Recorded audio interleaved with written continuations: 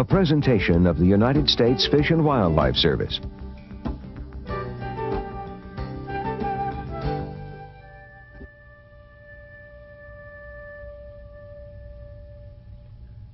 On the far southeastern corner of Bosque del Apache National Wildlife Refuge stands San Pascualito Mesa. For centuries, the Piro people would retreat here to their many-roomed pueblo, high above the Rio Grande Valley, when threatened by their warring neighbors.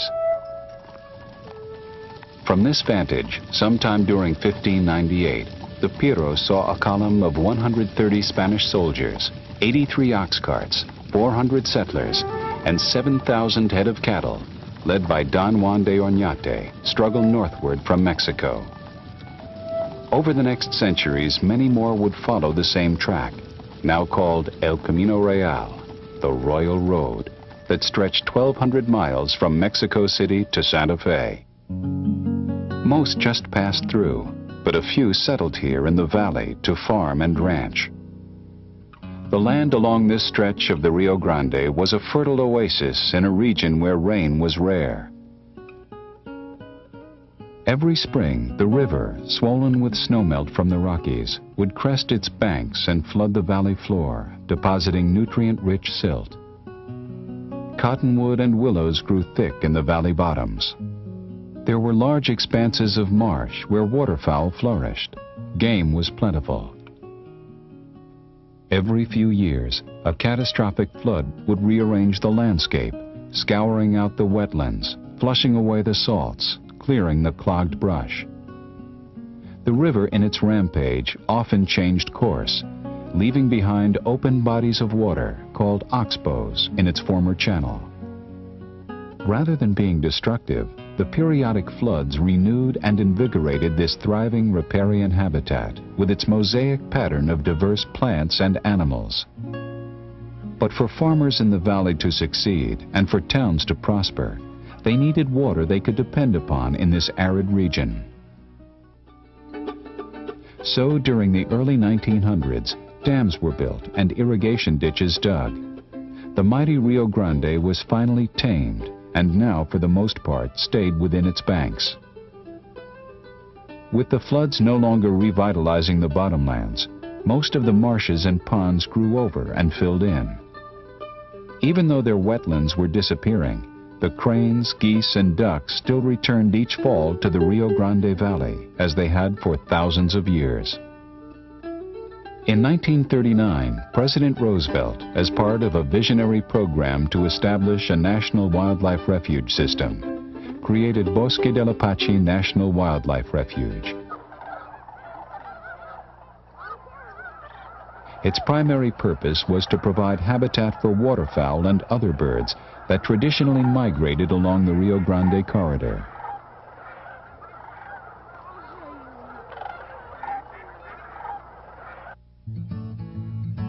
Bosque del Apache, encompassing almost 90 square miles, straddles the Rio Grande and fills the valley between the mountain ranges to the east and west.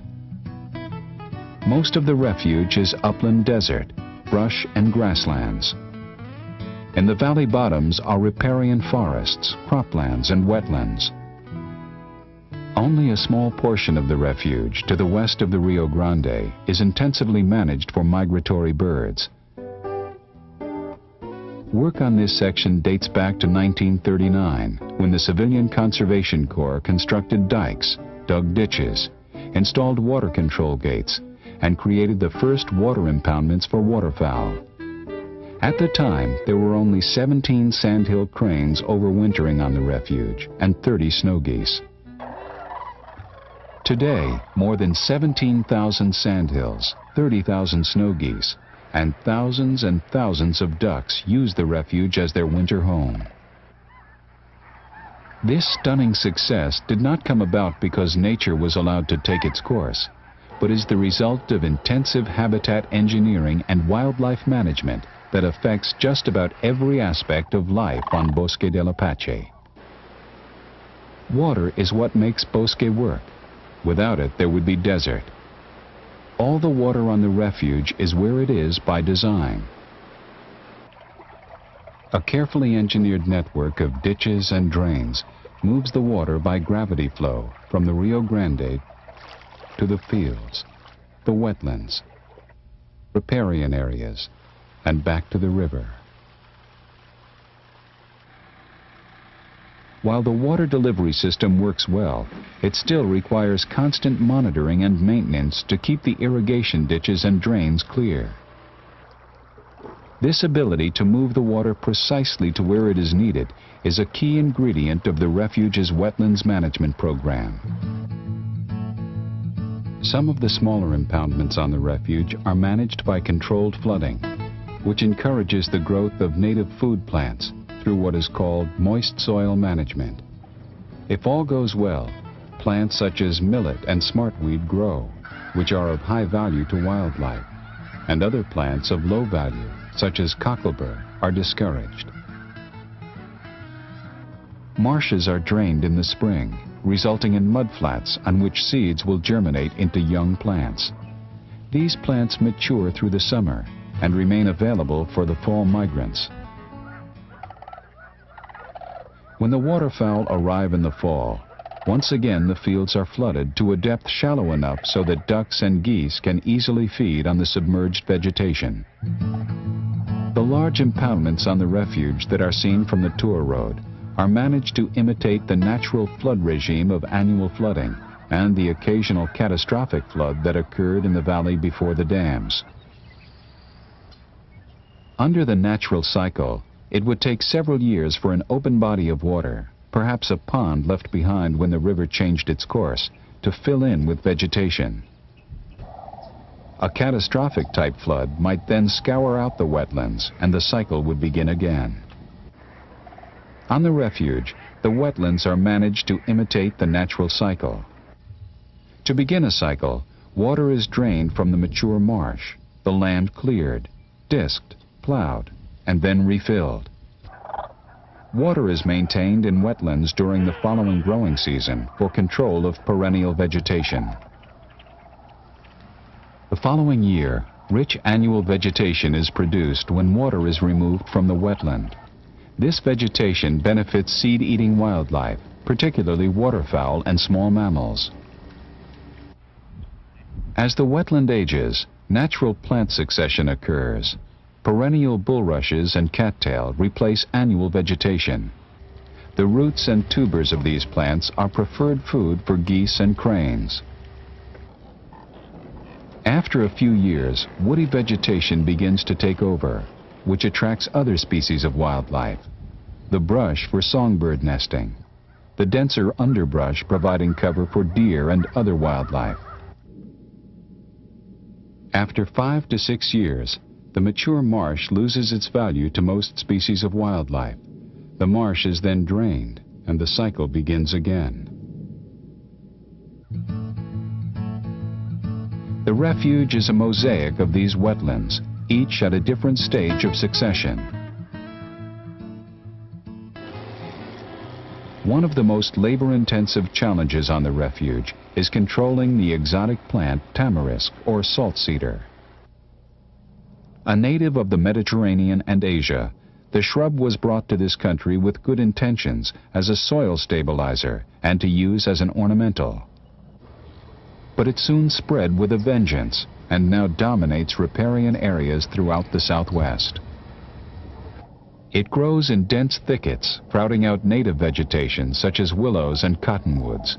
It offers few benefits for wildlife.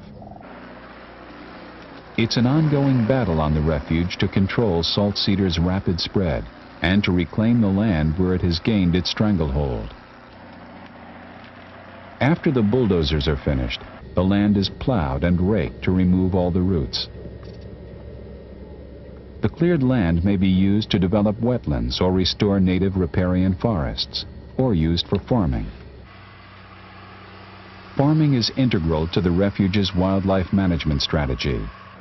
Local farmers work a portion of the Refuge land in a sharecropping arrangement. They grow corn for the Refuge and alfalfa, which the farmer keeps for this labor. The Refuge staff also plants corn, clover, and winter wheat for wildlife. Wildlife managers use corn not only to provide a high-energy food source, but also to control the movement of birds on the refuge and in the valley. In winter, cranes eat approximately 3/4 of a pound of corn per day, geese a half a pound, and ducks a quarter. So wildlife managers can calculate precisely how many rows of corn they need to knock down to feed the birds on the refuge. Knocking down less corn will disperse the flocks to other areas of the valley.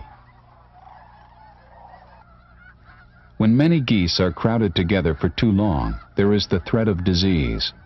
Moving them over a wider area reduces the risk. How and when the birds are encouraged to move is coordinated with state wildlife management areas north of the refuge. The corn is knocked down to a height where the cranes can comfortably feed while keeping an eye out for coyotes. Geese prefer open areas for feeding, where they are less vulnerable to coyotes. Coyotes perform an essential job on the refuge, culling out birds that are sick, crippled, or weak. The result? Healthier flocks. After feeding most of the day, the cranes and geese return to the river or to the large wetlands on the refuge for the night. It is an unforgettable experience to view wave after wave of cranes and geese flying in as the sun sets.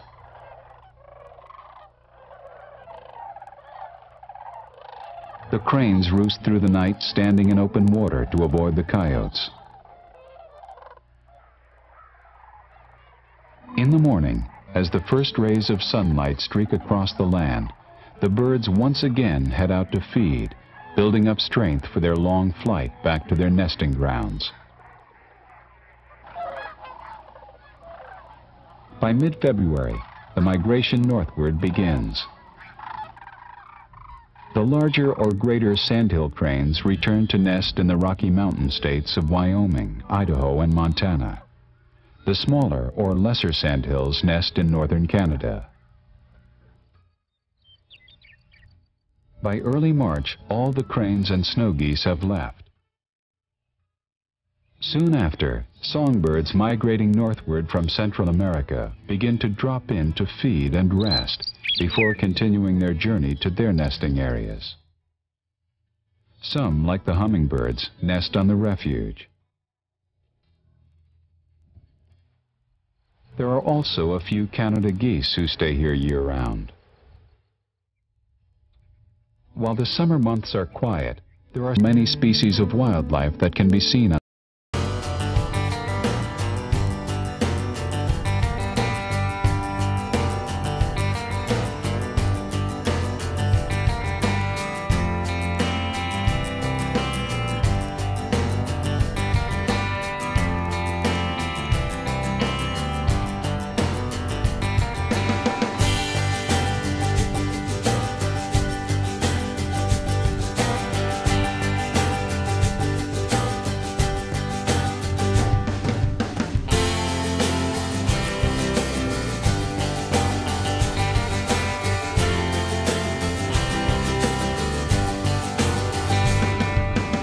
While the mission of the refuge is first and foremost to provide habitat for wildlife, primarily migrating sandhill cranes, geese, and endangered species, Bosque del Apache is also very much part of the Middle Rio Grande Valley community.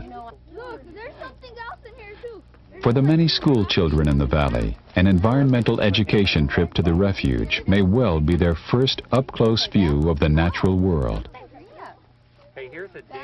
For some, they will never look at a pond in quite the same way.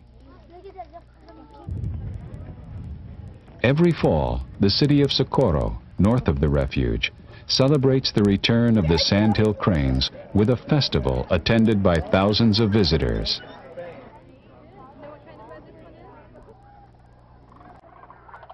During the late fall and winter months, visitors from all over the world come to Bosque to witness one of the most awe-inspiring sights in America that also happens to be one of the most accessible.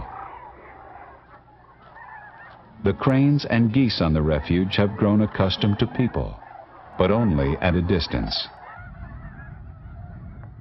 If you stop, pull over so others can pass, and drive gently.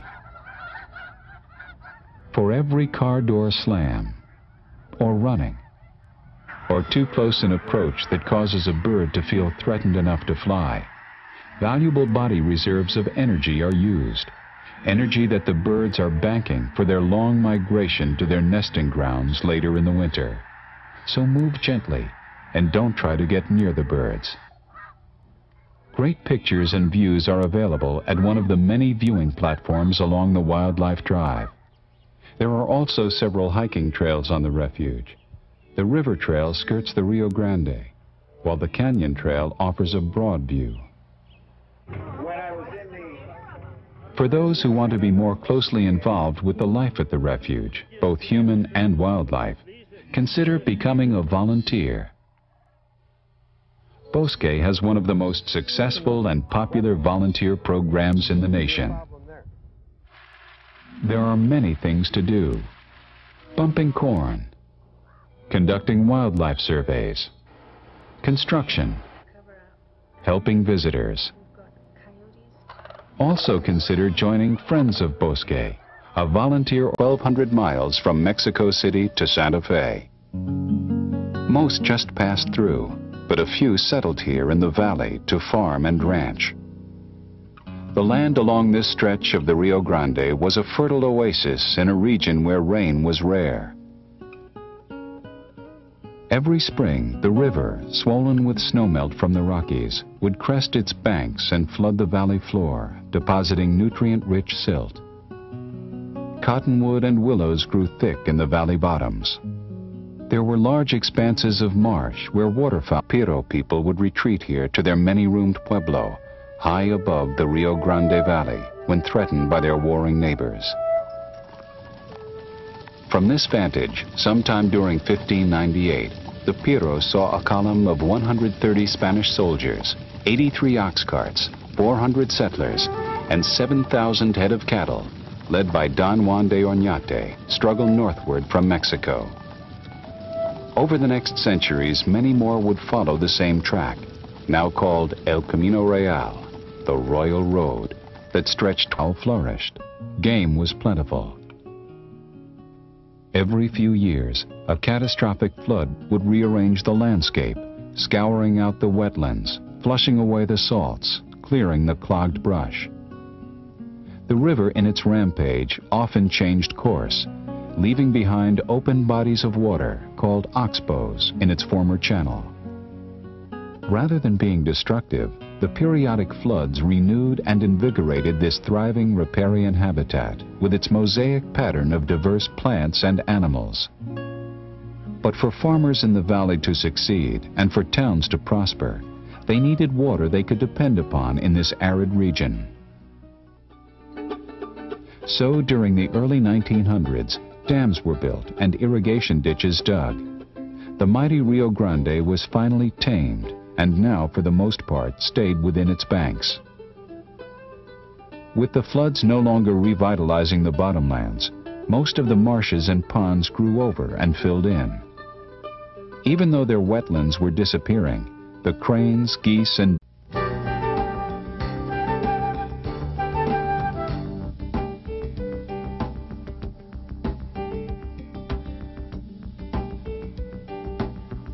A presentation of the United States Fish and Wildlife Service.